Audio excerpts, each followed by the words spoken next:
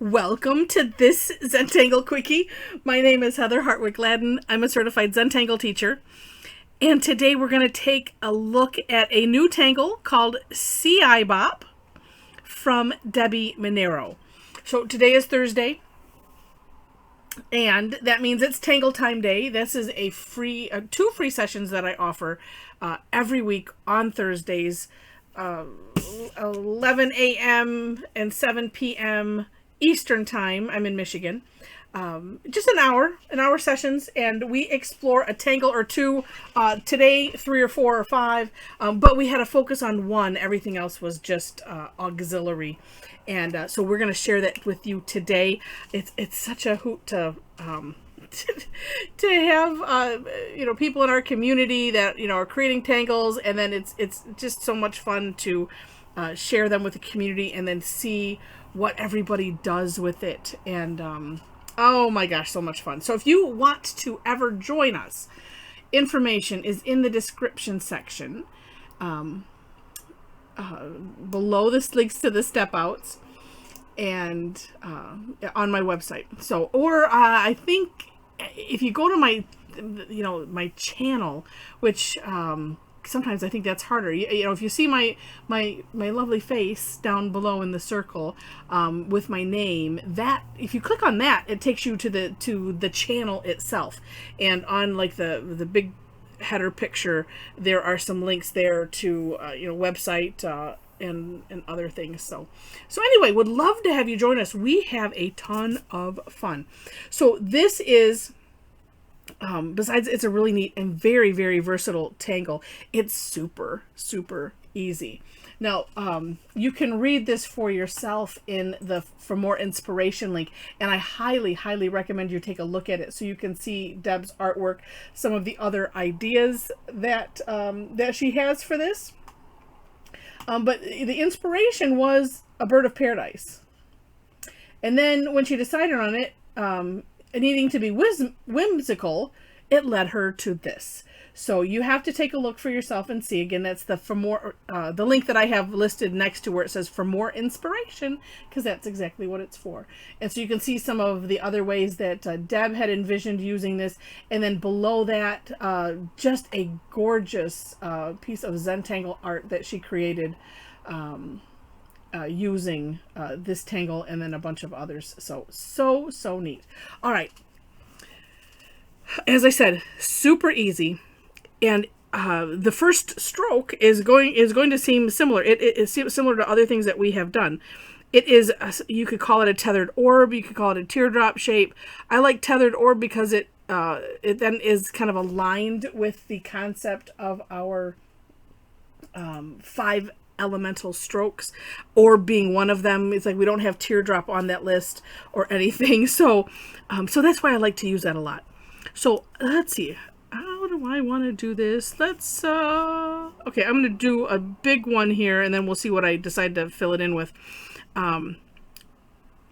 So a tethered orb is neat because it's like I'm tethering it here.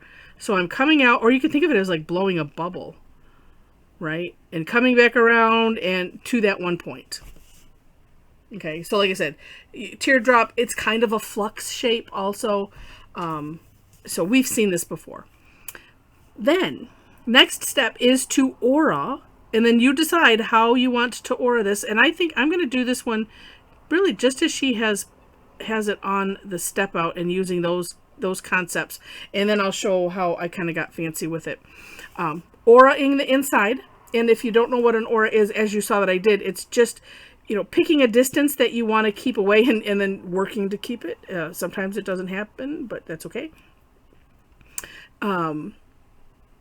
And then, like I said, and completing that. All right, then you pick whichever way you want this to be directed. So I'm going to pick this way. And so then she has 3 kind of just curved lines on the top. And then coming wherever you put those 3 lines, then we're going to go back to the tip. Well, the tip, you could do it either way. I'm going to do it from the tip, and we're going to kind of merge off and aura this line. This also, however thick you want it to be. And yes, we are going over those, and then have it merge right in to your curve like that. And you see how that creates dimension.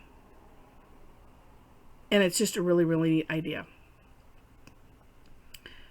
I was just having another thought. What if I... Ooh. Okay, well, I said I was going to stick right to the step out. This is it. This is it. We're done. It's almost a record one. But I'm almost thinking, all right, just because I want to try it. And if you've been following my videos, sometimes I just can't resist. Let's do this same thing on the inside, but on the bottom. So it's kind of just an aura. Whoa, that's what I was thinking would happen.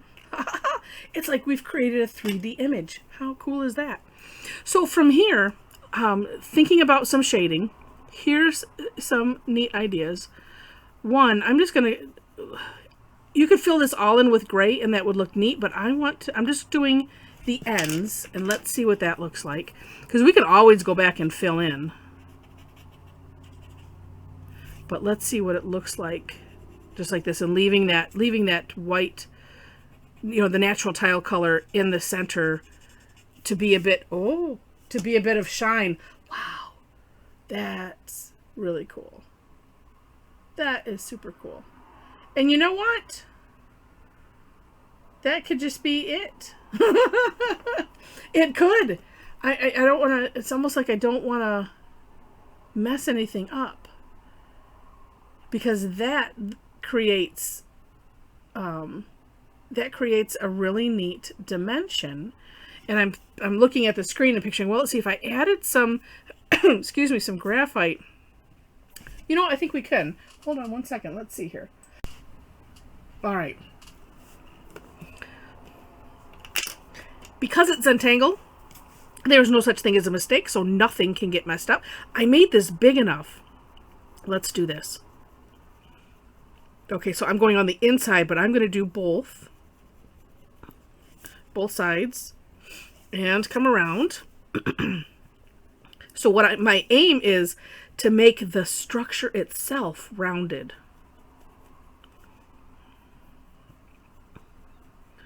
So neat that we have this, flat edge. And I'm using this very thinly tipped tortillon. I don't want to bring it out too far because I want to have that the rounding effect. And if I go too far, then I just have gray, and that's not what I want.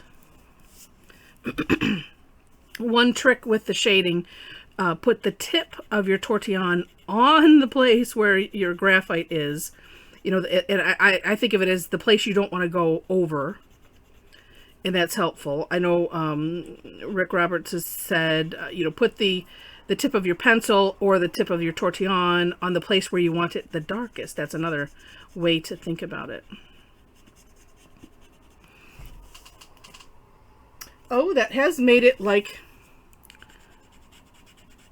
It has rounded it. Okay, so I'm just working it a little bit more. I want to get it in that edge because I didn't put my pencil. Apparently right in that crevice I'm seeing that white. And I kind of want to make this even-ish around the outside here.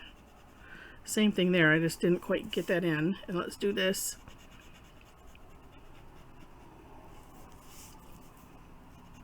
Just get it a little bit more even. It doesn't help where, the spacing is not the same all over. And that's okay.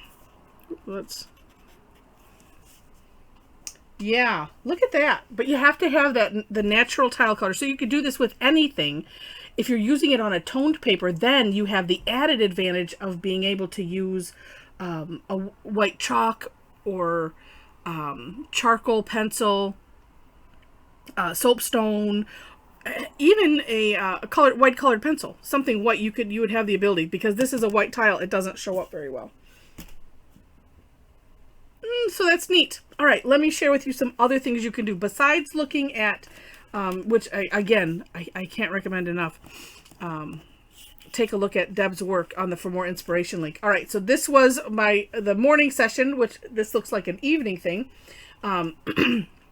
But this one decided to kind of put a stem on it and make it, you could either think of it as a flower or a bird. I'm not sure which I've made it, but it's kind of a statue. And I used the background color. A couple days ago, I did a class, and this was a class that had a fee. I have some classes that have a fee. A lot of the sessions are free though, but this one I called it Tile Prep, and where we were playing with a lot of different materials and ways to ink and stain and splat and create neat designs that we can then tangle over. And most of us couldn't wait to tangle on them, so we did.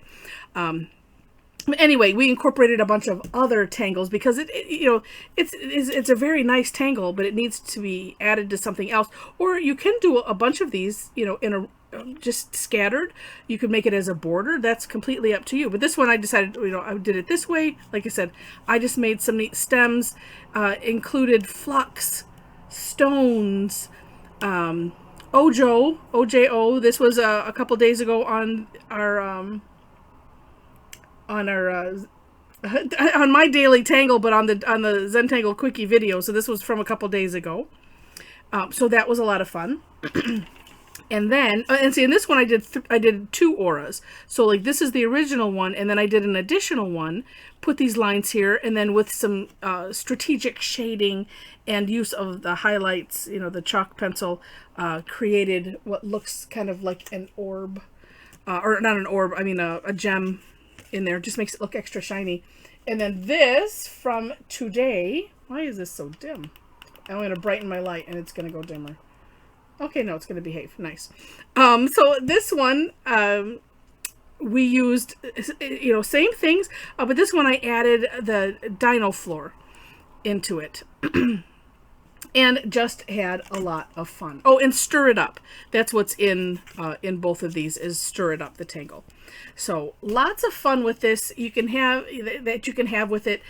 So I have it here kind of as a plant or something, and then also as as drops, coming off of the dino floor. I don't know. It just struck me as that's what I wanted to do, so I did it. And that's the fun of Zentangle. There's no right, there's no wrong. You just create, and it's beautiful. It doesn't matter.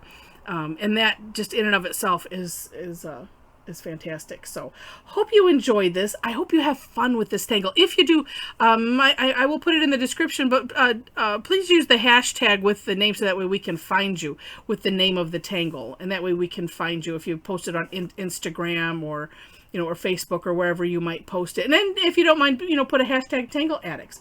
I would appreciate that. That way, every once in a while I kind of take a peek and see what's out there. So it's a lot of fun. All right, with that, I mentioned everything except for, if you like the video, would love to have a thumbs up or a like. Feel free to share it.